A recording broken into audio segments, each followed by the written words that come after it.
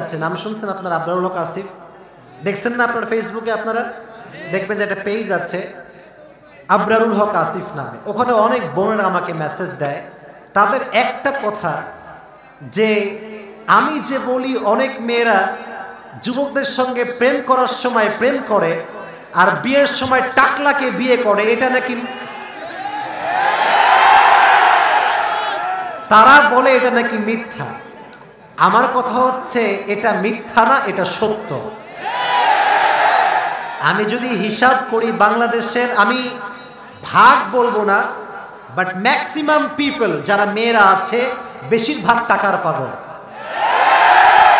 এরা যদি চরিত্রবান যুবকের জন্য পাগল হতো, খোদার কসম এই বাংলার মাটিতে জেনার সংখ্যা কমে যেত, ব্যভিচারের সংখ্যা কমে যেত, ঠিক না? মেয়ের দোষ দিয়ে লাভ নাই ভাই, মেয়ের বাপরাও ডেঞ্জারাস আজকাল। অনেক ছেলে দেখবেন খুব ভালো, মানে নেককার ছেলে, ভালো ছেলে, আব্বা জান I wanna marry your daughter, this is my proposal। বাবা উচিত ছিল প্রশ্ন করা যে বাবা তুমি কি 5 ওয়াক্ত নামাজ পড়ো? তোমার মুখে দাড়ি কোথায়? তোমার মস্তিষ্কের সঙ্গে সম্পর্ক আছে তো? নো, তারা এই প্রশ্ন করে না। তারা প্রথমেই বলে একটা কথা, বেটা তুমি কিতনে पैसे कमाते हो पहले ये बताओ। মানে টাকা যদি কোনো ছেলের কাছে থাকে, তার মাথায় চুল থাকলেও না থাকলেও কি টাকলার সঙ্গেও বিয়ে দিয়ে দিবে বাবা। একজন যুবকের একটা কথা আমার খুব ভালো লাগছে। একজন যুবক মেয়ের বাবাকে বলছে, আব্বাজান এটা আপনি কি করলেন, কার সঙ্গে মেয়েকে বিয়ে দিলেন? इसके सर पे तो बाल नहीं है। তো বাবা একটা অসাধারণ জবাব দিয়েছে, বলছে তুমি কি বললা এটা? उसके सर पे बाल नहीं है तो क्या हुआ, जेब में माल तो है ना। তার মানে কথা হচ্ছে একটা, মেয়ের বাপদের স্লোগান হচ্ছে এরকম, টাকা আছে যেখানে আমার মেয়ে দিব সেখানে। আর আমরা যুবকরা পড়েছি মহা বিপদে। এখন এই টাকার জন্য কোটি কোটি যুবকের চরিত্র নষ্ট হচ্ছে আমার এই বাংলার মাটিতে। সো আমি আমার মেয়ের বাবাদেরকে বলবো, please make it easy and take it easy. আপনি সহজ করে দেন, আপনার মেয়েও জেনার থেকে বাঁচবে, আমার যুবক ভাইয়েরও ব্যভিচার থেকে বেঁচে যাবে, ঠিক না? আল্লাহ প্রত্যেকটা বাবাকে এটা বোঝার তৌফিক দান করুক, সকলে পড়া আমিন। এই মা বোনরা আজকে আসছে নাকি? মা বোনদের জায়গা আছে নাকি? ইন্না লিল্লাহ, তো মা বোনদের বিরুদ্ধে কথা হয়ে গেল। আচ্ছা এই পাশে ওই যে মা বোনদের জায়গা, না না আমি মা বোনদের বিরুদ্ধের লোক না কিন্তু ভাই, খুবই দুঃখিত। অনেক মহিলা আছেন, আমি কিন্তু প্রত্যেকটা মেয়েদেরকে সম্মান করে কথা বলি। ইভেন আমার ফেসবুকে মেয়েদেরকে নিয়ে এত বক্তব্য আছে যে অনেককেই টিটকারি মেরে বলে হুজুর নাকি নারী বিশেষজ্ঞ হুজুর, এটা মানুষে বলে। তো বোনেরা আপনাদেরকে আমি সাপোর্ট করি, সম্মান করি, অনেক হৃদয় থেকে ভালোবাসি। আপনাদের জন্য একটাই কথা, সময় থাকতে চরিত্রবান যুবককে মূল্যায়ন করার চেষ্টা করেন, আপনার কপাল খুলে যাবে, কপাল খুলে যাবে। আল্লাহ প্রত্যেকটা বোনকে এটা বোঝার তৌফিক দান করুক, পড়া আমিন। আচ্ছা মাহফিলে আসতে দেখি সব মেয়েরা বোরকাওয়ালি, টিকটক করে কারা ভাই? বেশিরভাগই তো পর্দাওয়ালি, তাই না? আছে না কথা, ঠিক আছে না? আচ্ছা হিজাব পরে, নেকাব পরে, টিকটক করে এরকম মেয়ে তো বাংলাদেশে নাই ভাই। আরে নাই, ধরো মেয়ে যখনই দেখবা টিকটক গুলো দেখবা মনে হবে যে यार ये तो अभी अभी जन्नत से भाग कर आई है, ये लड़की तो कन्फार्म जन्नती है यार। কিন্তু কিছু কিছু মেয়ে আছে উপরে ফিটফাট ভেতরে সদরঘাট। তোমরা তো ঠিক বেঠিক বলো না, তোমরাও কম সুবিধার না। তোমরা আবার বিয়ের সময় ঠিক আটা ময়দার সুন্দরী খুঁজে বেড়ে যুবকরা বিয়ে করে। তো তোমাদেরকেও বলবো, শুধুমাত্র বোরকাটা দিনের মাধ্যম নয়, দাড়িটাই দিনের মাধ্যম নয়, যে দিনদার তার অন্তরটা সুন্দর হবে, ঠিক না? আল্লাহ প্রত্যেকটা মেয়েকে খাদিজার চরিত্রে চরিত্রবান হওয়ার তৌফিক দান করুন, পড়া আমিন। সুবহানাল্লাহ পড়া। নবীর দাড়ি ছিল, হি ওয়াজ আ স্মার্ট পারসন। তো যারা আজকে দাড়িকে ক্লিন শেভ করে নিজেকে স্মার্ট প্রমাণ করতে চান, আমি বলবো আপনি স্মার্ট নন, আপনি unsmart. But I'm not disrespecting you, I'm just respecting you from my heart। মন থেকেই সম্মান করছি, বাট একটা আবদার, আসল হ্যান্ডসাম হতে চাইলে দাড়ির মাধ্যমে পুরুষের পরিচয় আপনাকে দেওয়া লাগবে। বাংলাদেশ হচ্ছে এমন একটা দেশ, জুমার দিন যেদিন আসে, জুমার দিন মানুষ ক্লিন শেভ করে। আচ্ছা ভাই, ক্লিন শেভ কেন করলেন? বলবে যে পবিত্রতা ইমানের অঙ্গ। নাউজুবিল্লাহ, আপনারা পড়লেন না? সবাই আপনারা পড়লেন না?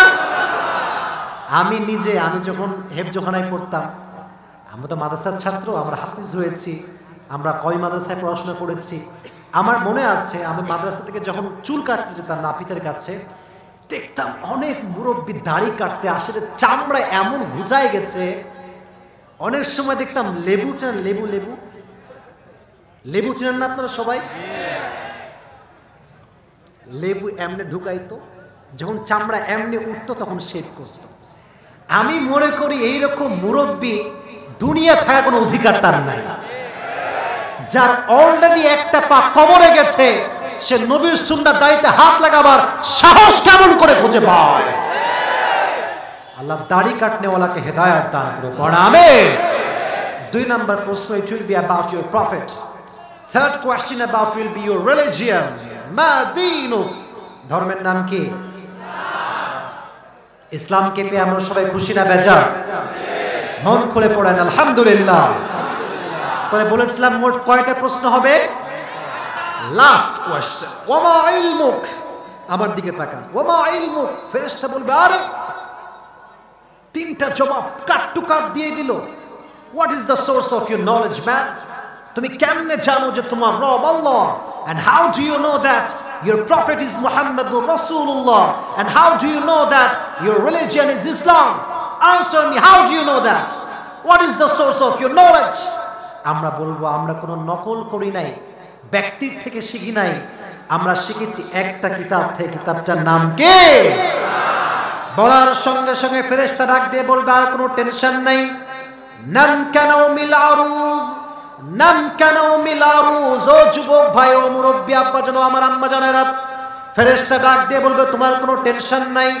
একজন নববধূ যেমন তার স্বামীর সঙ্গে বাসর রাতে আরামের ঘুম দেয়, তুমিও আজকে কবরে কিয়ামত পর্যন্ত আরামের ঘুমে ঘুমিয়ে যাও। সুবহানাল্লাহ, আসতে হয়ে গেছে, সুবহানাল্লাহ জোরে সোরে পড়তে হবে। নাম কেন মিলারু, you should get up, sleep না, ঘুমাও, আর কোনো টেনশন নেই। যখন ইসরাফিল তার হাতে সিংহা নিয়ে ফু দিবে, তখন তোমার ঘুম ভাঙবে, তার আগে তোমার কোনো ঘুম ভাঙবে না। সুবহানাল্লাহ পড়েন। এবার আসেন, এটা হচ্ছে জান্নাতীদের চ্যাপ্টার। যারা নামাজি হবে না তাদের জন্য জাহান্নামের আগুন হবে। জাহান্নামের আগুনের তাপ কম না বেশি? এবার আমাকে বলেন, জাহান্নামে সবচেয়ে বেশি যাবে কারা? পুরুষ এবং নারীর মাঝে বলেছি। খুব খুশি তাই না? নারীরা, বাপরে বাপ। হাদিস 2 রকমেরই আছে। এক হাদিসে আসছে নারীরা হবে সবচেয়ে বেশি জাহান্নামে, আর এক হাদিসে আসছে পুরুষরা হবে বেশি জাহান্নামে। দুটো হাদিসই আছে। আমরা হুজুরা খাই নারীদেরকে জাহান্নামে ঢুকাইতে পারলেই মনে একটা শান্তির নিঃশ্বাস নেই না। পুরুষরা জাহান্নামে যাবে, এর কারণ বেশিরভাগ পুরুষ আজকে ব্লু ফিল্ম বা পর্নোগ্রাফিতে আসক্ত হয়ে গিয়েছে। এবং বিশ্বাস করেন, বিলিভ মি, ট্রাস্ট মি, আজকের বাংলাদেশের 80% যুবকরা ইয়াবা, ফেন্সিডিল, গাঁজা, মাদক নেশায় আসক্ত হয়ে গিয়েছে। মারাত্মক বড় জঘন্য অপরাধ। তবে কি বলবো ভাই, মেয়েরা আবার গাঁজাখোরই বেশি পছন্দ করে। এই জন্য গাঁজাখোরদের বিরুদ্ধে ওয়াজ করে শান্তি পাই না। আবার অনেক মেয়ে বলে, আমি গাঁজাখোরকে ভালো বানিয়ে দিব। আরে বাবা রে বাবা, গাঁজাখোর যে ও তো নিজের জীবনের মূল্যই বুঝলো না, ও আপনার মূল্য কেমন করে বুঝবে? প্রিয় বোন আমার, আল্লাহ আমার বোনদেরকে বোঝার তৌফিক দান করুন। প্রণামে। তো আমি যেটা বলছিলাম, পুরুষদের সাথে নারীরা আসলে বেশি জাহান্নামে হবে, এই হাদিসটা আছে। এবার আর একটা প্রশ্ন, জাহান্নামে যারা যাবে এদের মধ্যে নারী পুরুষ তো সব একসঙ্গে যাবে, একটা কারণে সবচাইতে বেশি যাবে। এটা আপনারা অলরেডি একবার বলেছিলেন। বলো তো সে কারণটা কি? নামাজ। বলেন এর কারণটা কি? নামাজ। ইয়াতাসাআলুনা আনিল মুজরিমিন মা সালাকাকুম ফি সাকার। ক্বালু লাম নাকু মিনাল মুসাল্লিন। কিয়ামতের কঠিন ময়দানে আল্লাহ তাআলা বলবেন, এই তোমাদেরকে কোন জিনিস আজকে জাহান্নামে নিক্ষেপ করলো? তারা বলবে, আমরা সব কাজ করতাম, ব্যবসা করেছি, দাড়ি রেখেছি, টুপি পড়েছি। ক্বালু লাম নাকু মিনাল মুসাল্লিন, বাট আমরা নামাজ পড়তাম না। নামাজ যে পড়বে না, কবরের জীবনে তার জন্য জাহান্নামের আগুনকে ওয়াজিব করে দিবে একজন, তিনি কে? নামাজের গুরুত্ব কাকে বলে দুটি হাদিস বলতে চাই। এক নম্বর হাদিস, ওমরে ফারুকের জামানায়, হাদিসটা অনেক ঘটনা সুন্দর, মনোযোগ দিয়ে শুনবেন। আর একটা কথা মাথায় রাখবেন, এই নীলগেঞ্জি, কই যাও, চালাই করবেন। আচ্ছা ঠিক আছে, 12:30 বাজতে যাচ্ছে, তবে সবাই দুটো হাত তুলুন দেখি, সবাই দুটো হাত তুলেন। এবার আমাকে তাকবীর শোনান, লিল্লাহি তাকবীর। আমি একটা না, উপরে হাত রাখেন, আমি একটা ওয়াদা করাচ্ছি, শেষ ওয়াদা। সবাই বলেন হুজুর, আমি মরা, আপনারাও মরা, বলেন হুজুর, আমরা ওয়াদা করছি দোয়া না করে কেউ বাসায় যাব না। জোরে বলেন ইনশাআল্লাহ। এসে বলছে, ইয়া ওমর, আমার যেই মনিব আছে তার নাম হচ্ছে আবু লুলু আল মাজুসি, এবং আমি হচ্ছি তার নাম আবু লুলু আল মাজুসি না, গোলামের নাম হচ্ছে আবু লুলু আল মাজুসি। বলছে, আমার যে মালিক আছে সে আমার উপরে প্রত্যেক দিন 5 দিরহাম চার্জ করে। কয় দিরহাম? 5 দিরহাম। আমার জন্য বড্ড কষ্ট হয়ে যায় এটা দেওয়া, আপনি একটু বলেন যেন কমিয়ে দেয়। ওমর ফারুক বলছে, তুমি কি বানাও ভাই, তোমার কাজ কি, তোমার জব কি? আপনারা সবাই চাকু চিনেন? চাকু, কথা কন না, চাকু চিনেন না আপনারা সবাই? এটাকে আরবিতে বলা হয় খঞ্জর।